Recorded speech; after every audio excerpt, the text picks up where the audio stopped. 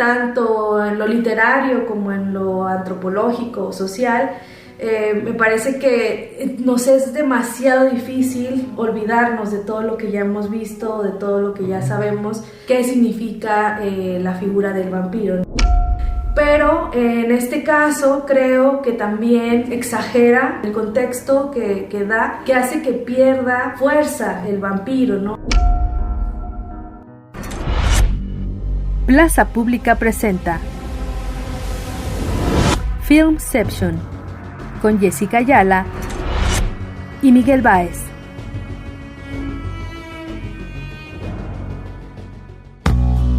¿Qué tal? Bienvenidas y bienvenidos a Filmception, un podcast desde la Plaza Pública. Le doy la bienvenida a Miguel Báez Durán, que va a estar acompañándome.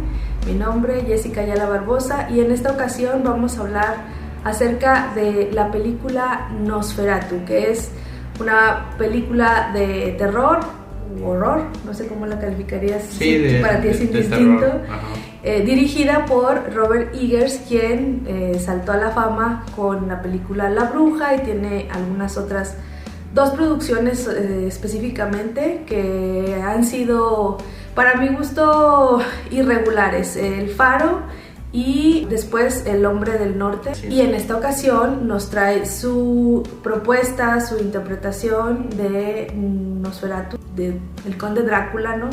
Pero con estas adaptaciones que han hecho a lo largo del tiempo, que ya han dado origen a diferentes versiones del vampiro por excelencia. Miguel Báez, me gustaría que comenzáramos con tu reseña de esta cinta. Bueno, primero que nada me gustaría explicar cuál ha sido como mi impresión del cine de Robert Eggers. Recuerdo haber visto La Bruja y haberme sentido impresionado, porque por lo regular cuando ves una película de esa calidad, también con bajo presupuesto, pero que está ubicada en una época muy anterior, pues de alguna manera te impresiona y dices, bueno, esta es una buena ópera prima. Es algo valioso, es algo que podemos celebrar, etc. Después recuerdo haber ido al cine aquí en Torreón a ver El Faro y fue una experiencia muy sobrecogedora, muy inesperada también. Entonces no he vuelto a esa película, tampoco tengo muchas ganas de volverla a ver, pero sí recuerdo que en general no me desagradó, a pesar de que es una experiencia muy intensa. Y parece que eso es lo que él busca provocar en los espectadores, ¿sí? De tener estas experiencias muy intensas. Después, hace, no recuerdo, un par de años, algo así, tuvimos también en cines aquí en la comarca lagunera El Hombre del Norte, y ahí sí tuve una reacción de rechazo hacia la película. O sea, en general no me gustó, no logré conectar con los personajes. Esa intensidad que antes quizás me había impresionado, ahora me provocó un rechazo total a la película. Entonces, ahora que nos pusimos de acuerdo en cuanto a la película que íbamos a comentar, recuerdo que fui al cine y dije, bueno, dos películas más o menos buenas, una que no me agradó, entonces voy a darle la oportunidad. El primer problema con el que yo me encontré es que es una historia que ya se ha contado muchísimas veces en el cine. No deja de ser un refrito, aunque de muchas maneras digan, bueno, es una nueva versión, o se siga con este discurso constante de estamos haciendo algo para las nuevas generaciones. No podemos olvidar que la primera Nosferatu de Murnau, de los años 20 más o menos, del cine alemán, pues fue un hito en este tipo de películas, en el cine de terror y más específicamente el cine de vampiros. Además, después de eso hubo una segunda versión, también en manos de un director alemán, que es Werner Herzog, que la hizo en 1979, siguiendo más o menos también la misma historia. Y además tuvimos, y precisamente aparece Willem Dafoe, una película más o menos de principios del 2000 que ficcionalizaba la filmación del primer Nosferatu, el de Murnau. Entonces tenemos todas estas referencias y finalmente llegamos a esta historia y no hay nada novedoso, es decir, desde mi punto de vista en cuanto a la trama. Quizás lo que pudiera ser novedoso es el sello del director, pero en cuanto a la trama sabes perfectamente qué va a ocurrir, entonces ni siquiera vale la pena hacer una sinopsis, ¿verdad? Porque sabes que el personaje principal va a viajar a Alemania, uno de los personajes principales, se va a aparecer este personaje del conde, que en este caso sí se le llama como en el Nosferatu original, conde Orlok, por todo el problema que hubo con la viuda de Bram Stoker de los derechos, que es una historia muy conocida. Entonces, en ese sentido, la película no me sorprende en cuanto a trama. Sin embargo, quise darle la oportunidad durante los primeros 30 minutos, y en cuanto el tono se empieza a desbordar, es cuando yo me empiezo a desconectar de la película y empiezo a sentir otra vez esta sensación como de rechazo que sentí con El Nombre del Norte. Creo que por un lado a algunas personas sí les puede gustar y les puede impresionar ese tono, porque precisamente están buscando sensaciones muy exacerbadas, ¿no? Especialmente en este tipo de películas, en el cine de terror. ¿Cuáles fueron los elementos que no me permitieron conectar con la película? El primer elemento fue la interpretación que hace Bill Skarsgård, ¿no? Me parece que se llama el actor, que es el hermano de Alexander Skarsgård y el hijo de Stellan Skarsgård, de esta familia de actores de origen sueco. Creo que la elección que él hizo con respecto a la voz, y hay entrevistas en donde él comenta que fue con un especialista en ópera y que le ayudó a bajar el tono de la voz, etc. Para mí el efecto fue el contrario del que se buscaba, porque se busca un efecto para atemorizar, para que sientas miedo de este personaje, y cuando yo lo escuchaba hablar, pues tenía que reprimir así un poco como la risa, ¿no? Porque me pareció demasiado exagerado.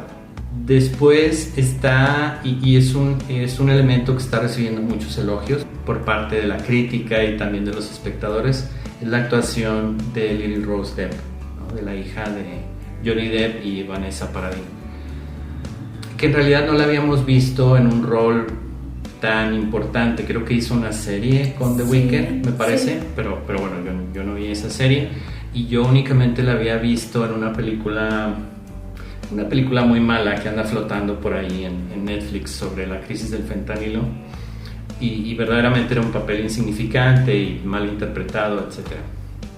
Creo que la interpretación aquí en esta película es valiente, pero no deja también de estar en ese tono muy exagerado. Ella se contorsiona, vomita sangre, todos estos aspectos que sí puede impresionar a un público joven, pero que de alguna manera también ya habíamos visto, y pienso y me parece que es una inspiración en el director, una película de los años 80 muy muy famosa, de corte europeo, con Sam Neill e Isabella Gianni, donde Isabella Gianni hacía algo similar a lo que está haciendo Lily Rose Depp en Nosferatu. Una interpretación muy muy intensa, como de contorsiones, de vómitos de sangre, etcétera, etcétera. Y esta película se llamaba Possession, ¿sí? Uh-huh. Y es una película muy famosa. A mí me encantaría volver a verla. La vi hace muchísimos años, era muy joven, la vi creo en alguno de los canales culturales de aquí de México. Y me recordó a esa interpretación, digamos. Y sí, como te digo, a algunas personas les puede parecer impresionante, otras no. Creo que la actuación en sí es valiosa, va a hacer que avance su carrera, va a hacer que algunos directores y directoras se fijen en ella para hacer otro tipo de papeles, quizás de corte similar. Pero hubo otras interpretaciones que sí me parecieron ya más allá del ridículo, que es por ejemplo la interpretación que hace Aaron Taylor Johnson, ¿no? Que es demasiado artificiosa, demasiado posada, un acento muy marcado, etcétera, etcétera. Entonces todos estos elementos hicieron que yo, por ejemplo, prefiriera las versiones anteriores a esta, y que a final de cuentas yo llegara a la conclusión de que para mí en particular como espectador, habiendo visto aquellas versiones, no siento que esta versión de Eggers me esté contribuyendo en mucho, fuera de los aspectos que podemos calificar como aspectos que corresponden a nuestra época. Es decir, sí, la fotografía es espectacular, la iluminación también, etcétera, etcétera. Todos estos aspectos que obviamente si comparamos con las versiones anteriores, pues esta versión supera esos aspectos. Pero en cuanto a trama, actuaciones y el tono de la película, para mí no contribuyó en mucho esta versión de este director. Yo creo que al ser una figura tan conocida, el que existan muchas versiones del Conde Drácula o del Conde Orlok, que incluso se han ido fusionando las características de cada uno o separando, ¿no? O sea, distinguiendo en algunas ocasiones lo que puede hacer el vampiro y lo que no puede hacer, ¿no? O sea, sus capacidades, digamos, mágicas u oscuras. Sí. Por ejemplo, las diferencias entre el conde Drácula como tal de Bram Stoker con respecto a si al morder a una víctima la convierte en vampiro o la mata, ¿no? Y creo que, por ejemplo, en el caso del conde Orlok lo que hace es matarlas, y en el caso del vampiro de Bram Stoker es convertirlas. Que bueno, de ahí también se ramifican las diferentes versiones de vampiros que podemos conocer ya, que no tienen nada que ver con Bram Stoker, ¿no? Sino ya con la figura como tal de un vampiro. Hay series, hay películas que ahondan en eso. También con respecto a si puede transformarse, si puede ser otras criaturas, por ejemplo, no sé, lobos, ratas, o controlarlas, exactamente. Entonces creo que, bueno, las personas que están, como dices tú, las nuevas generaciones que apenas están conociendo, a lo mejor no les queda tan claro, ¿no? Qué sí puede hacer o qué no puede hacer. No hay mucho que como sobre eso, sobre lo sobrenatural, vaya.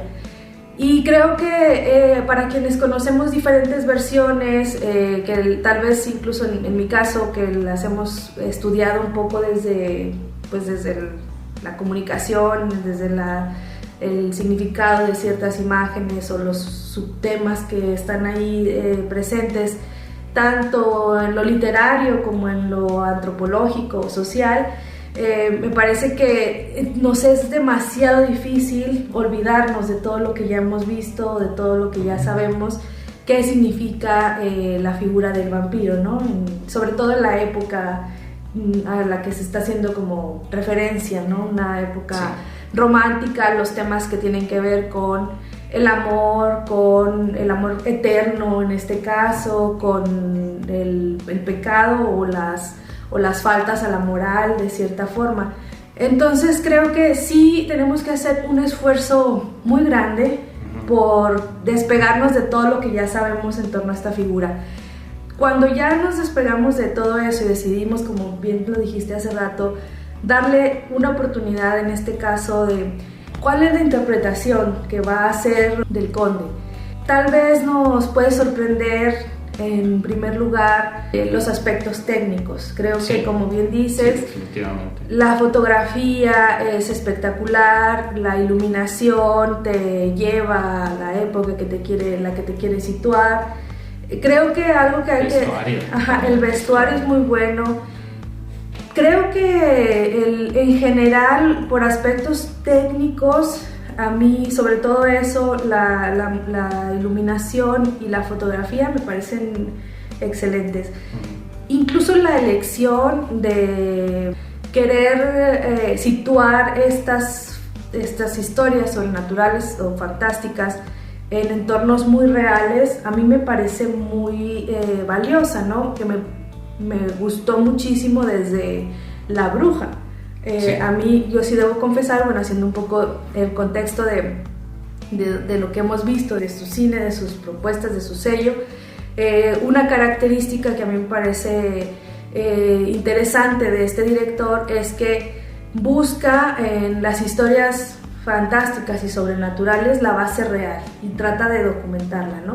Entonces hace como que la vista, digamos, sea un poco más antropológicas sobre las figuras que conocemos de las historias o de la tradición oral de este corte, ¿no? Del corte de horror.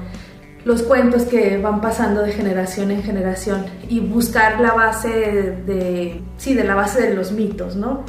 Pero en este caso creo que también exagera en el contexto que da, que hace que pierda fuerza el vampiro, ¿no? En este caso el conde Orlok, que raya en la caricaturización. Sí. Y justo el elemento que creo que hace que se caricaturice es la voz. Creo que es el elemento que empieza como a desconectarte, porque aparte no es solo la voz, que por ahí leí en una de las entrevistas es la voz y después es el acento muy marcado. Ajá.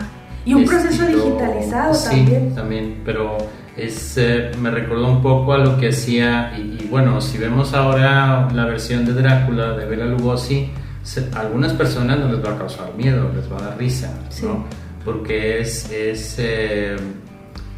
la voz y es el acento en inglés muy marcado, como el que pretende ser centroeuropeo. Entonces es como todos esos elementos. Pues creo que es algo muy importante para él, el acento, porque en La Bruja lo vimos, ¿no?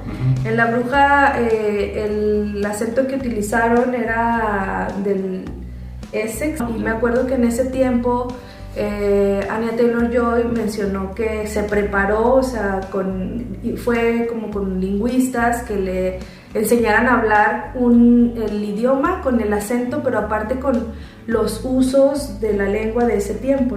Entonces, en este caso, creo que, bueno, se hicieron lo mismo. El intento se hace, creo que en este caso marca como nos da cuenta de una obsesión que tiene Robert Eggers acerca de cuidar ese aspecto también, pero creo que no estuvo de la mejor manera aplicado, ¿no? Entonces eso hace que de pronto ya sí parezca algo entre teatralizado y caricaturizado. Entonces sí creo que ese elemento puede hacer que uno se desconecte un poco. Hay algunas cosas que a mí me parecen interesantes también, como la actuación de Lily Rose Depp, que sí creo que es, como dices tú, valiente y valiosa, aunque exagere. Creo que es la parte que a mí con la que más pude conectar, y creo que esto tiene que ver también con la lección de hablar acerca del origen, de la conexión del personaje de Lina en este caso, o Helena con el conde, con la criatura que ha despertado de las sombras. Y aquí es donde está la base de lo que él intenta explicar, su tesis, digamos, acerca de la creación del monstruo, ¿no? Que es el deseo o el erotismo de una chica, de una joven. Ahí nos dan a entender que desde niña un acto que fue reprobado por sus padres y que es mal visto por la sociedad, le genera unas visiones, unas pesadillas, unos ataques epilépticos de cierta forma. Entonces ahí está uniendo un poco la fantasía con la realidad, ¿no? Cómo se veían en un tiempo determinado, en ciertas épocas, e incluso tabús que existen hasta la fecha, cómo se interpretaban las enfermedades mentales, las faltas a la moral o el deseo sexual de las mujeres, y que dan origen a que alrededor se hable de lo oscuro, se hable como de una fuerza, una atracción hacia un vértigo incluso por parte en este caso de una mujer, hacia una vida que le promete como una alternativa a lo que se vive como la vida normal o lo que es socialmente aceptable. Creo que para mí esa es como la parte más interesante de la película, ¿no? Porque creo que en otras versiones, aunque se hace referencia, creo que está como más apegada a lo literario, que ese lado viene a ser un poco más secundario que la propia figura del conde. Y creo que en el caso de Robert Eggers es al revés, trata de centrarse más en estos aspectos, y luego ya la figura del conde o del vampiro pues resulta un poco hasta, nunca te da miedo, ¿no? O sea, nunca te genera como un horror. Creo que si pudiéramos hablar como de los pecados en este caso, es que deja ver demasiado sus influencias, ¿no? O sea, y creo que trata de hacer, tratando de imprimirle su sello, también nos deja ver como sus propias obsesiones, no como que no las matiza, no las suaviza, no las trata de integrar, ¿no? Yo veo cosas que ya he visto en sus anteriores trabajos que tienen que ver con, por ejemplo, el expresionismo alemán, ¿no? Sí, sí, claro. O sea, y que creo que, me acuerdo mucho que en la ocasión que vimos El Faro y la llegamos a comentar ahí en Filmanía, con Héctor Becerra, que en paz descanse, yo me acuerdo que a mí me recordaba mucho el expresionismo alemán esa película, ¿no? Claro. Y creo que en esta ocasión, bueno, pues está como revelándonos de dónde viene esa influencia, ¿no? O sea, y la trató de aplicar, un poco homenajeándola, un poco reinterpretándola a su estilo, pero ahí está, ¿no? Ahí está en el trasfondo.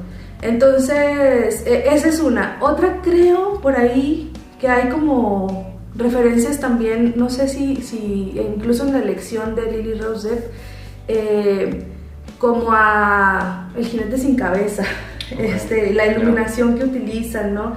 La forma en la que están, o sea, los encuadres que vemos de la actriz me recordaron mucho, en este caso, a Christina Ricci. Sí, en la versión de Tim Burton. En la versión de Tim Burton, ajá.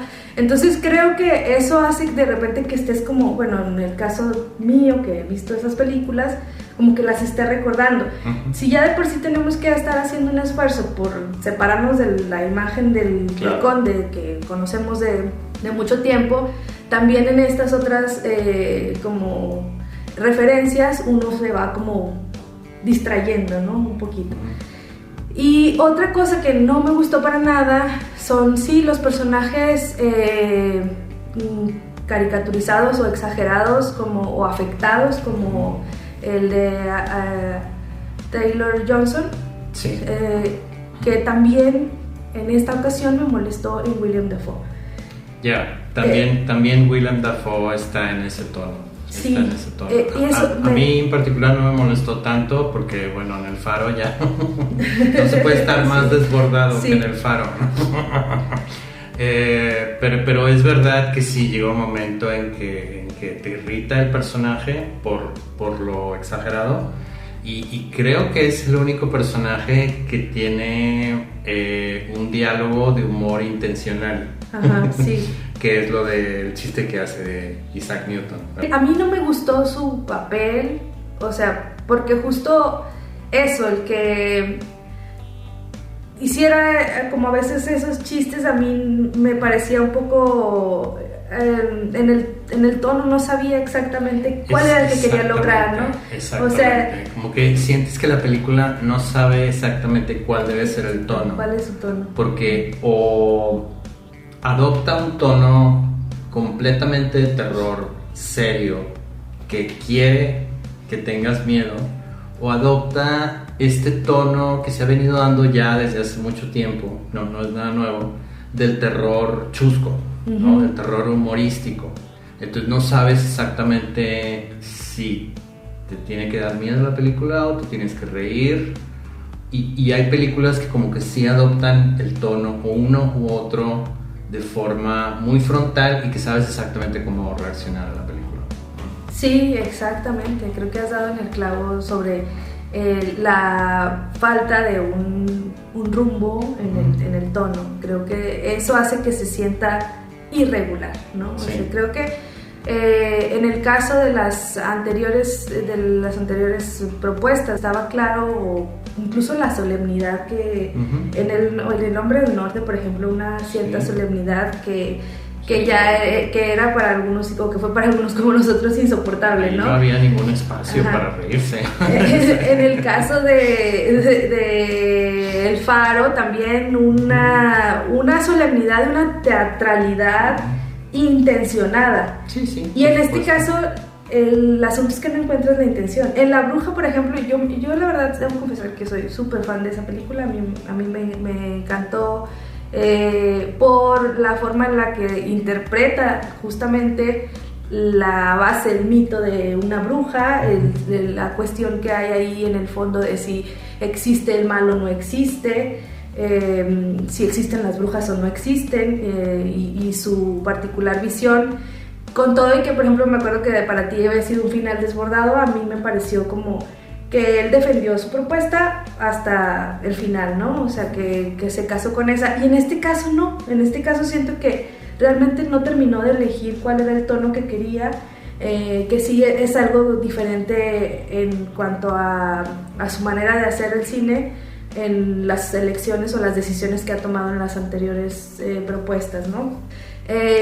Creo que tiene que ver con el hecho de que es una figura tan conocida que a lo mejor al mismo se le complicó decidirse, apartarse de las influencias, ¿no? Entonces sí. Eso le juega un poco, bueno, le juega en contra, ¿no? Un poco, creo que sí le juega en contra. Aún así, bueno, creo que la película tiene muchas cosas muy vistosas que le pueden gustar pues a las nuevas generaciones. No sé si les vaya a generar terror, no sé si les vaya a generar miedo, pero sí sé que, por ejemplo, les genera algo de repulsión ciertas imágenes. Hay ratas para los que somos musofóbicos. La verdad es que no es agradable ver tantas ratas, y aparte luego enterarme que se usaron ratas reales, 5,000 ratas reales o no sé qué. Y creo que, bueno, las reacciones a mi alrededor, que eso sí debo decirlo, en la sala había muchos jóvenes, eran más jóvenes que adultos. Entonces para muchos tal vez es el primer acercamiento que tienen con una película de la figura del conde Drácula o del vampiro. Y sí, para muchos era así como, ay, o sea, la reacción que yo veía era así de que les inquietaba. Otra cosa que creo que les inquieta, y creo que tiene que ver con la visión o la manera en que se relacionan los jóvenes en estas generaciones con la sexualidad, es que las escenas de Lily Rose Depp les generaban un poco de incomodidad. O sea, creo que, no sé, sí tienen una tendencia como puritanos. Sí, muy puritana, me sorprende eso, así como que... Y lo he leído mucho en las redes sociales, ¿no? Que las nuevas generaciones les incomoda mucho el sexo en pantalla. A muchos se les hace innecesario, ¿no? Y aquí no es que haya sexo, o sea, son referencias veladas, bueno, no veladas, no tan veladas, pero... Bueno, hay una escena, hay solo una escena de sexo, pero desde antes las escenas donde hay gemidos, donde hay expresiones faciales de placer, se nota que les incomoda muchísimo. Sí. Creo que para las nuevas generaciones eso podría ser como a lo mejor podrían en lo demás valorar ciertas cosas, pero eso creo que les puede generar ahí como un pequeño rechazo. Bueno, podrían buscar la versión de Werner Herzog, que está libre de derechos en YouTube.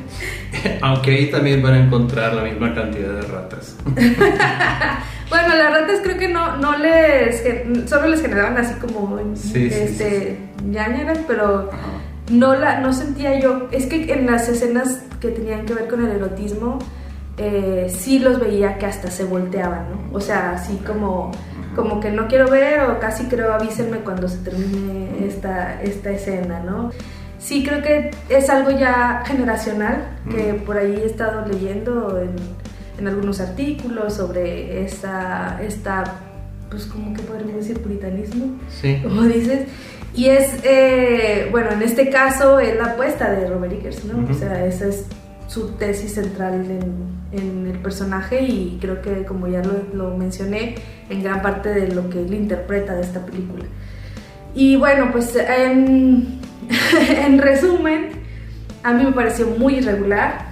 Sí creo que no es para el público que sea fan del vampiro, que busque todo, que los hay muchísimas personas muy nerds de la historia del vampiro, para los que es más difícil todavía poder encontrarle algo positivo a esta película de Robert Eggers. ¿Qué vas a mencionar? No, iba a mencionar únicamente que tienes razón, hay personas muy entusiastas, porque incluso a la función a la que yo fui había una persona que iba con todo el vestuario adecuado para ver este tipo de películas. Pero bueno, en resumen, si tuvieras que calificar Nosferatu, ¿en qué le pondrías? Es que para mí es muy difícil, incluso como profesor, después de 20 y tantos años, poner una calificación numérica. Pero yo en general no la recomendaría. Yo le recomendaría a los espectadores que se acerquen a las versiones anteriores. La de Werner Herzog es bastante buena. Creo que incluso uno de los aspectos que estaban presumiendo de esta película tenía que ver con el hecho de que se le da el poder al personaje de Lily Rose Depp para... Todos sabemos qué pasa al final, ¿no? Para destruir a la criatura, ¿no? Al monstruo. Y es muy curioso que en la versión de Werner Herzog me parece que Isabella Gianni tiene todavía más poder. Porque ella lo hace todo sola. No necesita ningún doctor Van Helsing que la esté ayudando. Ella hace todo sola. Entonces, porque nadie le cree, ¿no?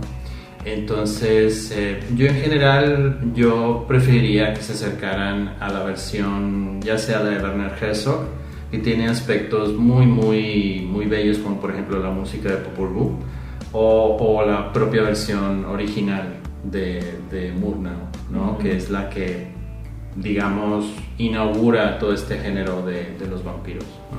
¿Y crees que, por ejemplo, quienes, digamos, van al cine sin saber nada de Drácula, de Nosferatu, de nada, ¿no? ¿Les sirva esta película para adentrarse o para querer saber más? O sea, incluso así como que, digamos, tuviera ese poder. Sí, en ese caso, si alguien no tiene ese bagaje, por supuesto que de aquí puede partir a otras películas que hayan tenido influencia, ¿no? Por ejemplo, porque en general podemos hablar así como de dos figuras icónicas en el cine que representan al vampiro. Una es la de la que ya mencionamos, la de Bela Lugosi, que a partir de ahí el vampiro centroeuropeo del pelo relamido y engalanado, etcétera, etcétera, se ha reproducido cientos de veces hasta llegar a Carlos Espejel y Chiqui Drácula, por ejemplo.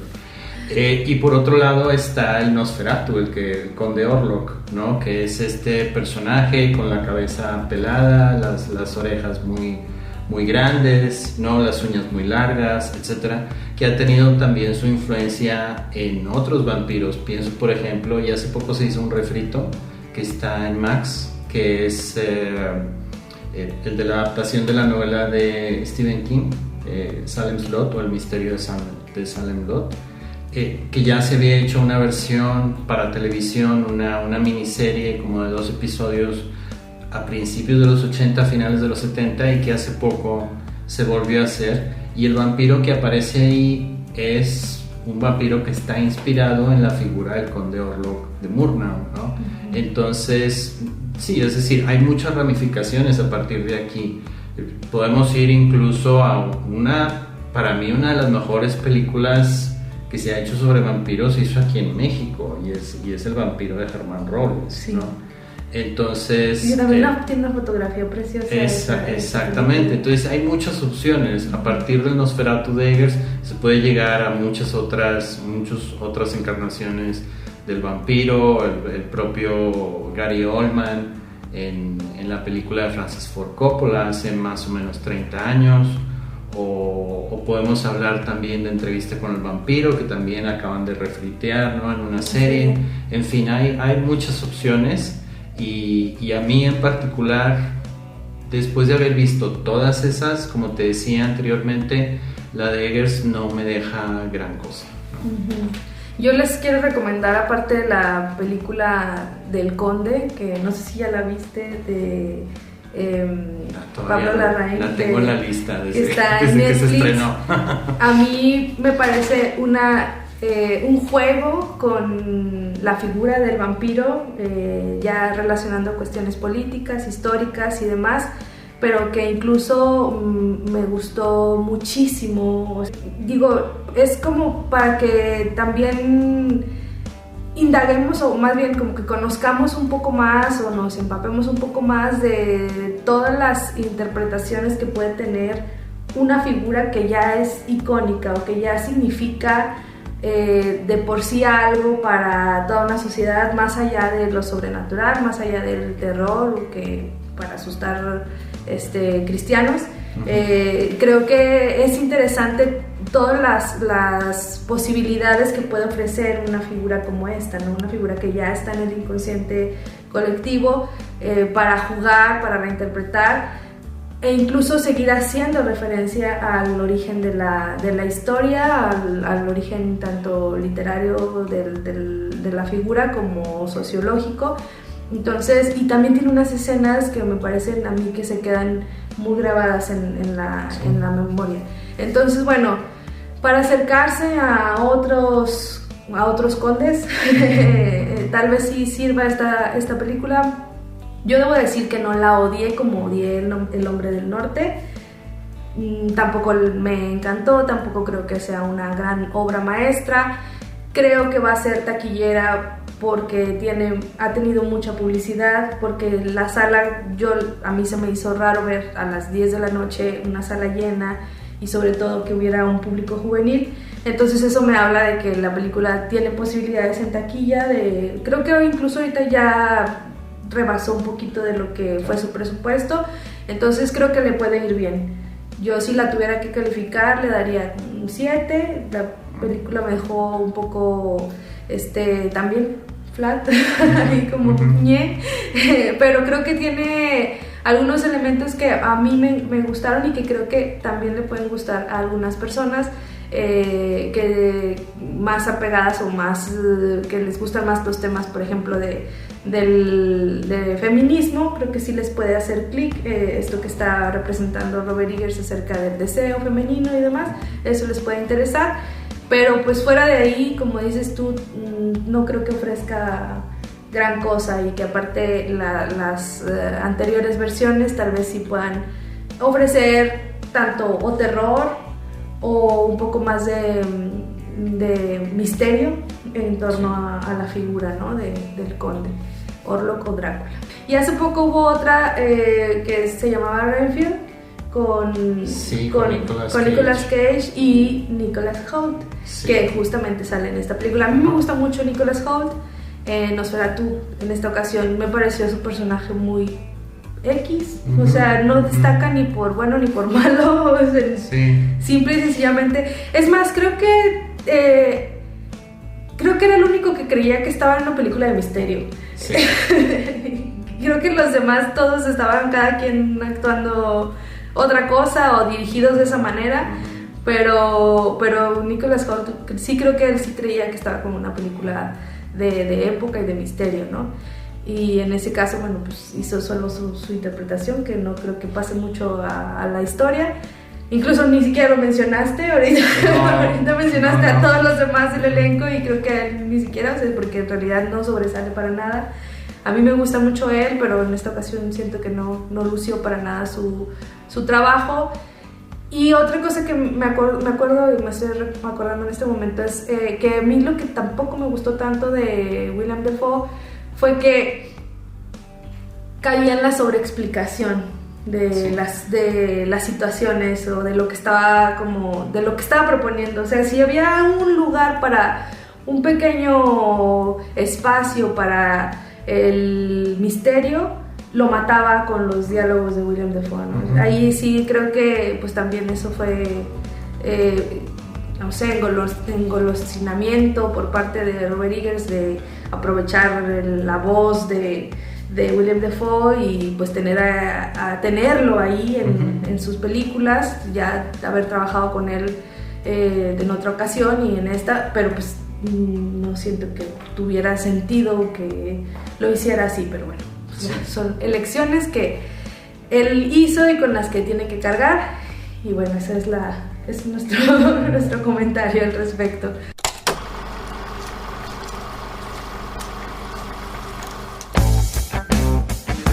Bueno, Miguel, pues si te parece, vamos a pasar con la segunda parte del programa de Filmception. En este caso, Elegimos este tema que es acerca de las actrices, íconos de belleza que, bueno, están envejeciendo, que han envejecido y que cuál es su papel realmente ahora en el cine. Y esto vino después de ver La Sustancia. Es un tema que puede ser un poco complicado. Ahora en estos tiempos se está hablando mucho acerca del peso, incluso en estos días que fue la entrega de los Golden Globes. El discurso de Demi Moore fue como en ese sentido del valorarse a pesar de que pasen los años, o que no esperar que se les califique, que se les diga qué pueden o qué no pueden hacer y demás.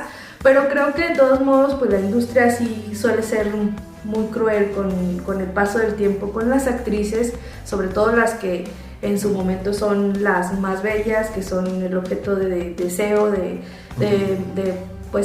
directores, de productores y del público en general, ¿no?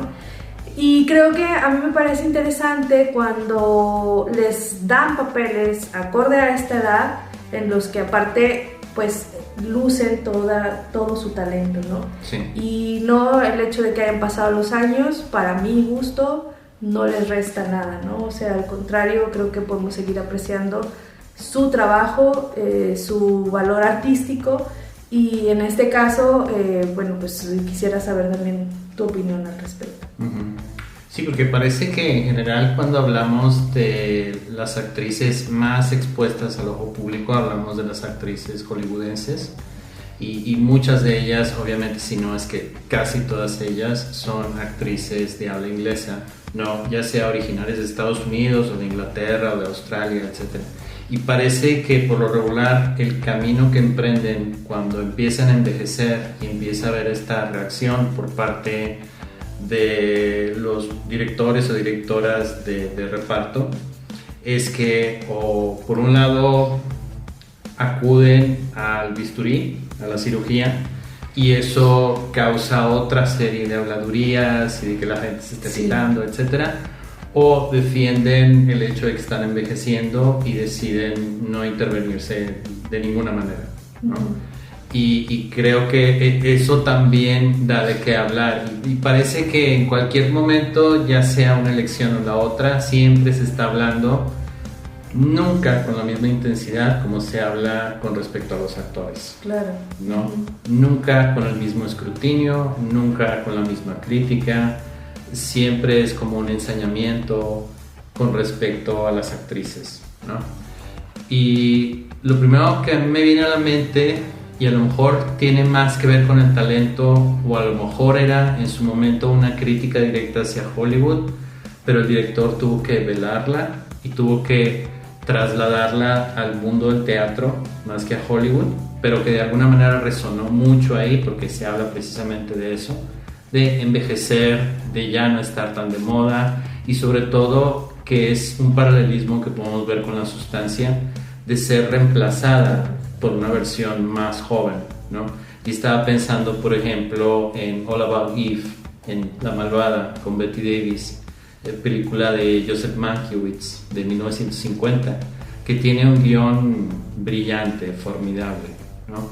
Pero que trata precisamente la historia de una actriz de teatro de mediana edad, interpretada por Bette Davis, que tiene una pareja un poco más joven, y de repente aparece una aficionada, una fanática, que constantemente la está buscando, constantemente busca el autógrafo, y se va colando a su vida poco a poco, y poco a poco se va dando cuenta de que la intención de esta mujer, que es interpretada por Anne Baxter, es robarle su vida, sustituirla, ¿no? Convertirse ella en actriz. Y ahí puedes ver como todo el proceso de intriga, de cómo se va dando cuenta ella, de las trampas que se van poniendo una a la otra, etcétera, etcétera.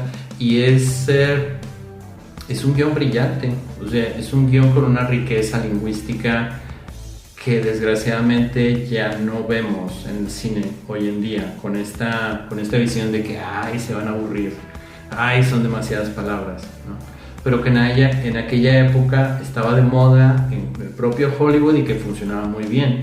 Entonces creo que la gente cuando vio la película y especialmente la gente de Hollywood supo interpretar el mensaje, darse cuenta que la película está hablando veladamente de la industria hollywoodense, de cómo de alguna manera las actrices son un producto y son sustituibles, y cuando ese producto ya no sirve, cuando ese producto envejece, ¿sí? Cuando ese producto no refresca, entre comillas, la pantalla, entonces tiene que ser sustituido por una mujer más joven, más bella, más fresca, etcétera, etcétera, que es también lo que sucede en la sustancia, ¿verdad? Aparte, bueno, es la rudeza con la que se les sustituye, ¿no? Que prácticamente se les desecha, ¿no? A veces ni siquiera que tengan una, digamos, una consideración, en el caso que vimos en la sustancia, ¿no? O sea, simplemente de un día para otro, sin decirles agua va, ya no estás en este proyecto. Como tú lo dijiste en tu introducción, sí pienso que se habla casi siempre de los personajes,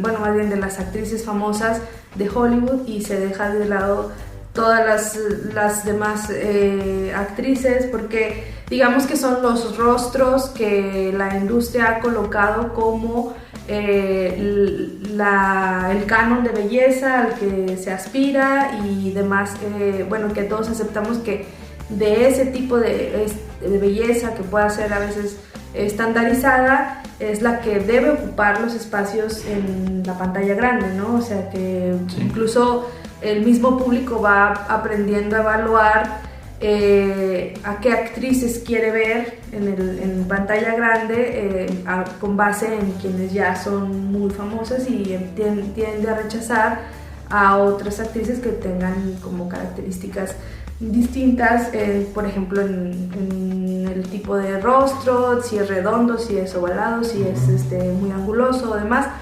Se suele hablar, como bien dices, de la imagen de estas actrices y de los procedimientos a los que se someten para mantener su imagen intocada durante más tiempo, ¿no? A pesar de que el paso de los años irremediablemente les vaya a causar, pues, vaya a dejar su huella, ¿no?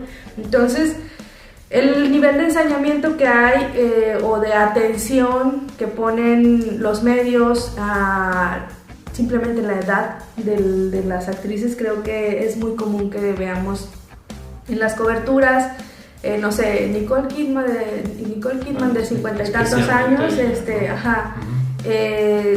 interpretó a una mujer, o sea, tienen que decir, como hacer la distinción entre la edad de la actriz y el personaje que está interpretando, como que lo tengamos siempre presente, ¿no? También esto ocurre y ocurría por lo menos cuando estaba en boga la industria de las telenovelas aquí, ¿no? Como este chiste constante que se hacía de que Verónica Castro siempre quiere interpretar a la dama joven y bla, bla, bla. Es algo que existe en la industria de Hollywood, pero también existe en otras industrias, tanto del pasado como del presente. Si piensas, por ejemplo, en las jóvenes estrellas del K-pop y las cirugías a las que se someten como para adecuarse precisamente a estos estándares de belleza más occidentales, ¿no? O por ejemplo, si pensamos en los retoques que se hacen las actrices de una industria que es quizás tan populosa como la industria de Hollywood, que es la industria del cine de la India, pues también se tienen que adecuar como a ciertos estándares de belleza que a lo mejor no son los mismos que nosotros tenemos en Occidente, y que a lo mejor este afán aspiracional que existe centrado en la industria de Hollywood es algo que a lo mejor no tiene tanto efecto, pienso yo, en la industria del cine en Francia, donde, por ejemplo, ves actrices que no tienden tanto a retocarse ni a someterse al bisturí, y ves otro tipo de belleza en el cine europeo que a lo mejor no corresponde con el cine de Hollywood. Sí, y que puede representar posibilidades creativas para los directores, o sea, si dejan de lado los estándares de belleza a los que tienen que aspirar las actrices principales, también da lugar a otro tipo de personajes, otro tipo de historias, ¿no? O sea, creo que eso nos convendría a todos, o sea, como audiencia, a las actrices también para tener mayor cabida. El hecho de que desapegarse, o sea, dejar fuera, como dices tú, los estándares para dar origen o dar pie a historias que también se necesita contar porque forman parte de nuestra realidad, ¿no? O sea que sí. Creo que hay una queja constante ahora que, bueno, que son tiempos de las redes sociales, yo pues veo así muchos comentarios sobre películas que hay o sobre series de mujeres, sobre todo tengo algunos grupos donde mujeres comentan sobre cine, o sea, pero son como de puras mujeres, de puras chicas, y siempre hay como un reclamo de que no haya historias de mujeres de 30 y tantos años y también de cierta clase social, ¿no? Entonces eso nos da, a mí me abre la reflexión de, bueno, sí, entonces, ¿cuáles son las historias que se nos están contando o las que se están refriteando y cuáles se están dejando fuera, ¿no? O sea, cuáles no se están considerando? Y creo que a veces donde he llegado a ver mayor amplitud en cuanto a las temáticas, en cuanto a las etapas de la vida, ha sido en las pocas ocasiones que llega Cine Francés a La Laguna, sí, con sobre todo el tour de cine francés, que a pesar de que no siempre sean grandes películas, o sea que algunas a lo mejor puede que no las recordemos tanto o que estén catalogadas como... Algunas son muy comerciales. Ajá. Y algunas son el tipo de película que también se eligen para el tour de cine francés porque de alguna manera sí perpetúan ciertos estereotipos que nosotros tenemos sobre la cultura de Francia, ¿no? Como que siempre está la película, sí, de la alta cocina o de la alta costura, sí, ¿no? Entonces, sí, seguramente hay algunas propuestas valiosas, pero hay otras que dentro de Francia serían muy comerciales, pero que son atractivas desde el punto de vista de quienes organizan el tour, porque ahora sí que machaca todos estos, de alguna manera está muy machacando como o recalcando todos estos estereotipos que ya tenemos en la mente de Francia. Sí, y aún así creo que he visto más variedad de mujeres en diferentes edades que lo que se pueda ver en el cine norteamericano, en el cine hollywoodense, ¿no? Me acuerdo mucho de una película que se llama, bueno, antes de pasar a las dos que quería mencionar, Petit Maman, sí, algo así. Petit Maman, sí, Céline Sciamma. Y que está basada es una historia sobre una niña que se reencuentra aquí como en un sentido mágico, sí, o surrealista, con su mamá de pequeña, ¿no? Creo que es una historia que difícilmente veríamos en el cine hollywoodense, ¿no? O sea, porque se tocaría como algo secundario o incluso como algo más de superación, sí, como motivacional, que lo que se puede ver ahí en esta propuesta, ¿no? Que es una película muy breve y todo, pero que me parece que es muy entrañable y que trata temas que con una profundidad y con una seriedad también que no se vería tanto en la pantalla porque estás buscando pues una cara más atractiva, que en algún punto salga una superestrella, que ya se convirtió, no sé, que el niño o la niña se convirtió en esta actriz que sea la que jale en taquilla, ¿no? A los grandes públicos. Y bueno, esa es como una que se me viene a la mente, pero quería hablar, las que yo te propuse o que yo recordaba son las de La Verdad, la Vérité, creo que... Sí, La Vérité con Catherine Deneuve y...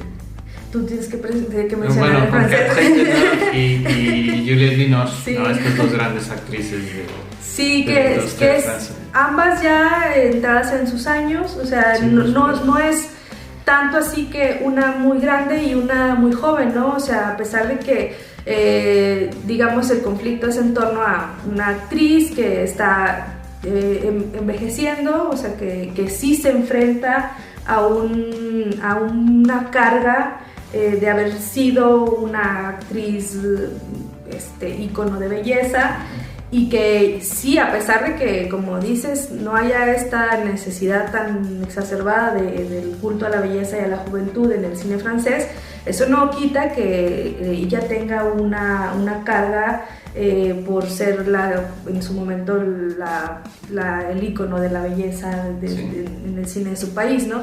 Pero el conflicto en el que se adentran, o la forma en la que se adentran a este conflicto, pues no es con la contraposición de un personaje súper joven que le represente una amenaza porque la vaya a sustituir específicamente en su trabajo, sino que tiene que ver con lo que ella quiere como dejar como legado de su trabajo, de si realmente su trabajo ha valido la pena y lo que le ha dedicado ella como persona durante todos los años, a costa de su vida familiar, por ejemplo, de su relación con su hija, que es el personaje de Juliette Binoche, que es una mujer ya madura, ya digamos con un camino hecho en otra cosa que no está como relacionado con la belleza, con la exposición de la imagen y demás.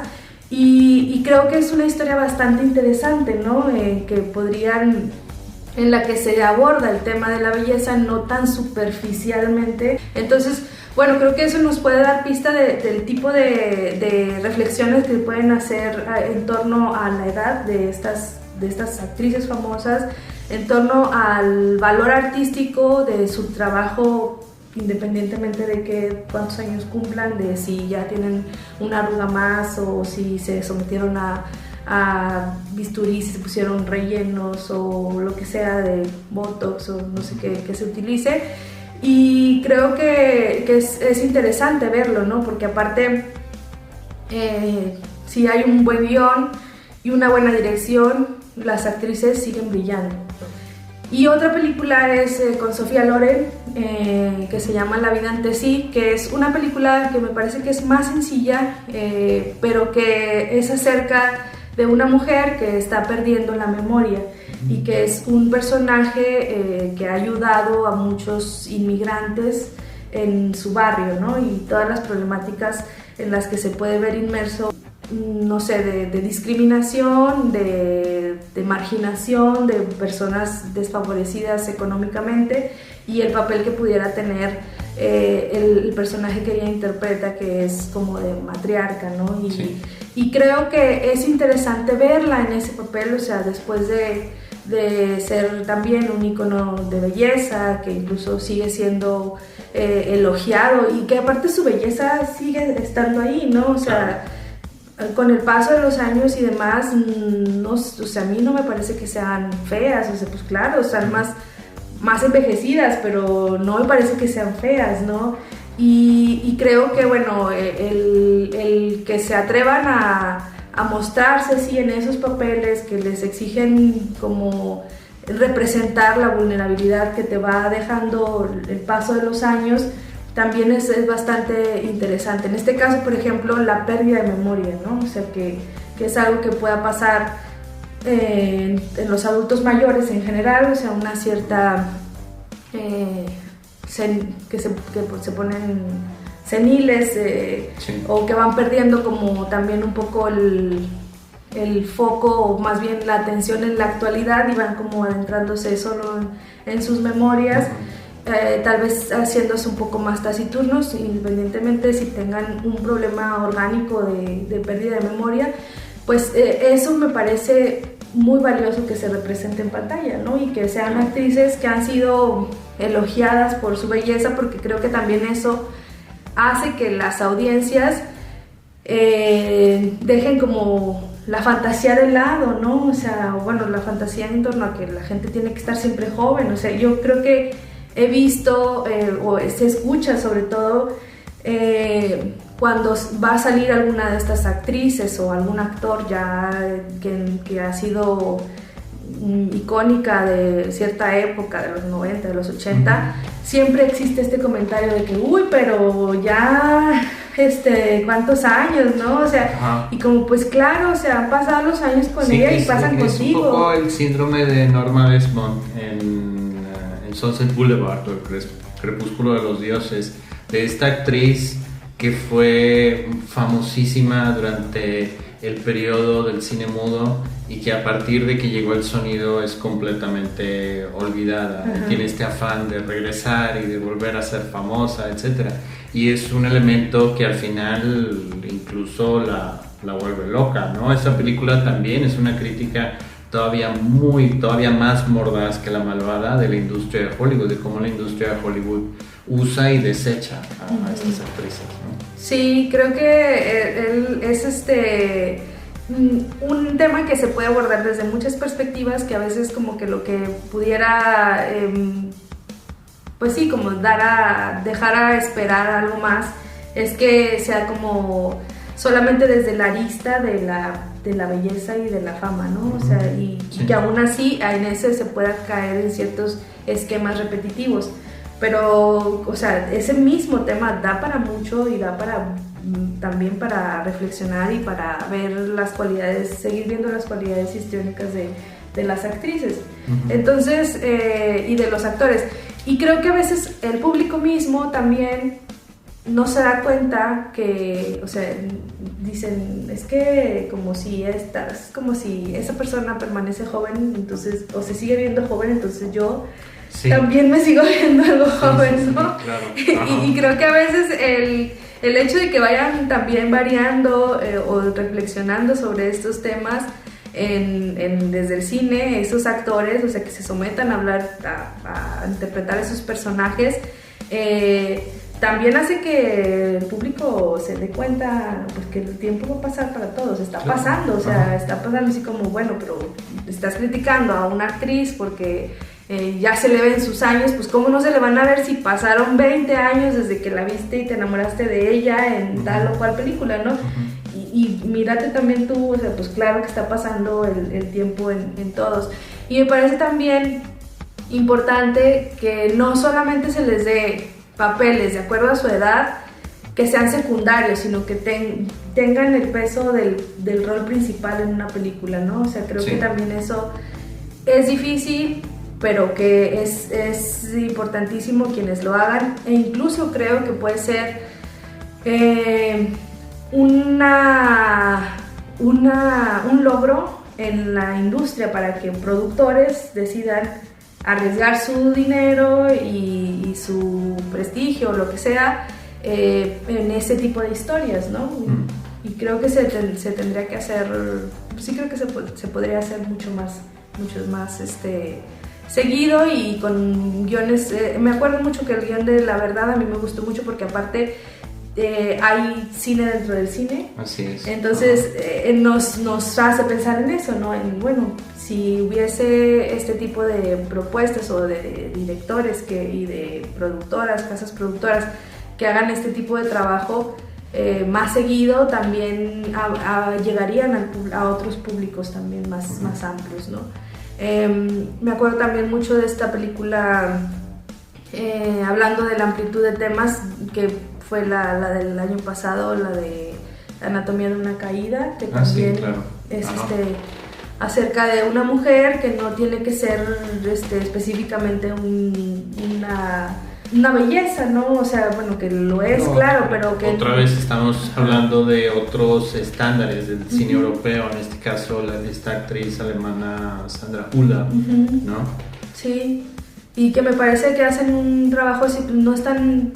El foco de la historia no tiene nunca que pesar, o más bien nunca está como apoyado en una cara bonita o en una imagen adorable, atractiva, de los estándares que... No, porque además su personaje es una escritora, o sea, es una escritora y no es una persona que, bueno, sí es una escritora que tiene cierta fama, pero digamos que lo que atrae al público hacia ella no es su imagen, sino si tiene talento o no para escribir, ¿no?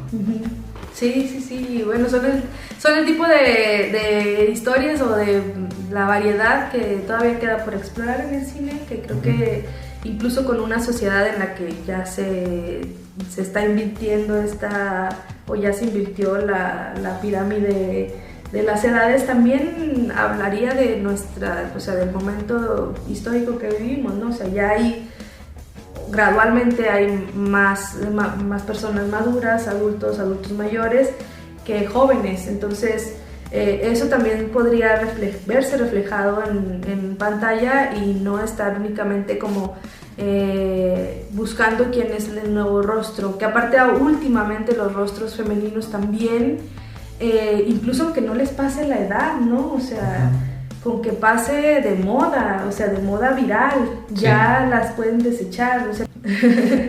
Bueno, pues creo que hemos llegado al final de este episodio.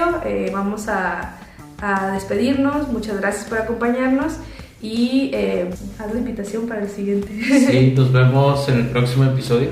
Hasta la próxima. Gracias por escuchar Filmception, el podcast de cine de Plaza Pública.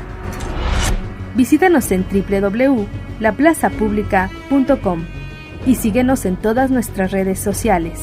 Hasta la próxima.